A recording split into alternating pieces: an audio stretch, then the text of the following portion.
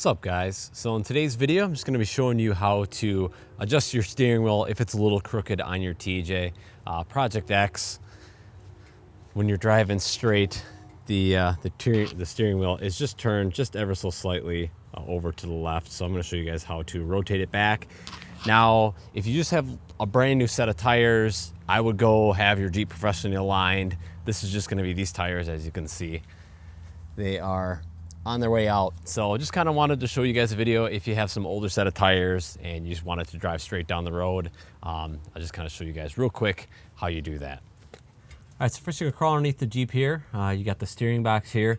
You got the drag link. You have these two 15mm nuts, and we're just gonna loosen this off. And so we'll start with that. And if they're a little rusty, some PB Blaster goes a long way. But this was an Arizona Jeep, so it should be okay.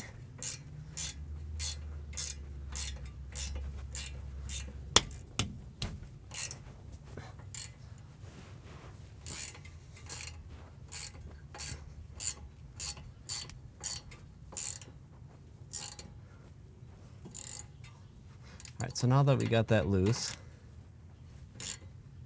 all right, so what we're gonna do, you're gonna want someone inside the cab of the Jeep, and they're just gonna look at the steering wheel, and depending on how you rotate this guy, it's gonna adjust the steering wheel. And all you wanna have is the steering wheel straight.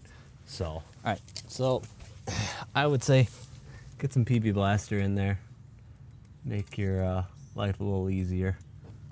And then if yours is really stuck on, just grab a big old set of pliers and grips, and then we're just going to rotate this guy.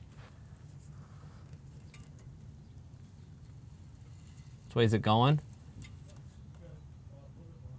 A little bit more. Right there? A little less? Yep. Right there? Okay. All right, so now once you got it where you need it, then you're just going to tighten these two clamps back up.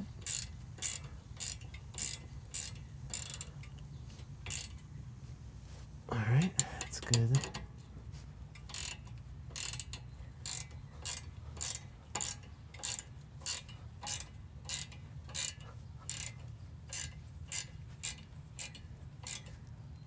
All right, just as simple as that. Now the wheel is perfectly straight. And then what you're gonna wanna do, just take it for a spin around the block, just to make sure that that you're happy with it.